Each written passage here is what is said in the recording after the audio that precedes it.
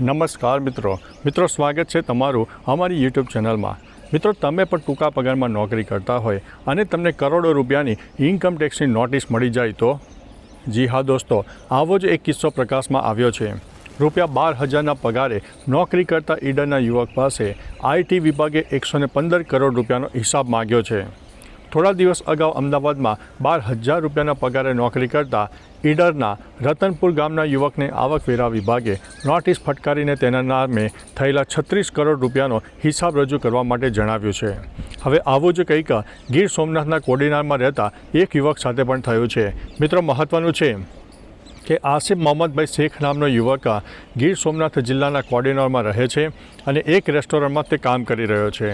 રેસ્ટોરન્ટમાં કામ કરવા બદલ તેને 10,000 રૂપિયાનો પગાર મળતો હતો, પરંતુ તેને આવકવેરા વિભાગે 3 નોટિસ આપીને તેના નામે થયેલા 115 કરોડ રૂપિયાથી વધુ ટ્રાન્ઝેક્શનનો ખુલાસો કરવા માટે કહ્યું છે।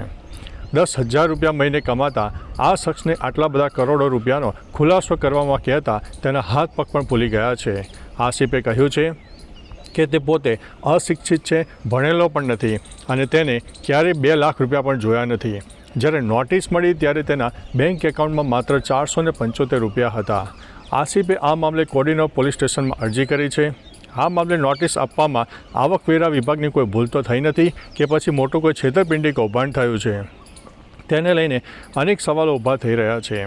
આ સમગ્ર મામલે એક અખબાર દ્વારા વિભાગના અધિકારી સાથે વાતચીત પણ કરવામાં આવી, જેમાં તેમણે બિનસત્તાવાર નિવેદન આપતા કહ્યું કે યુવકના પાન કાર્ડ અને અન્ય દસ્તાવેજોનો ઉપયોગ કરીને તેના નામે કોઈએ નાણાકીય વ્યવહારો કર્યા હોઈ શકવાની શંકા છે અને તેની સાથે ફ્રોડ પણ થયું હોય તેવી શંકા છે।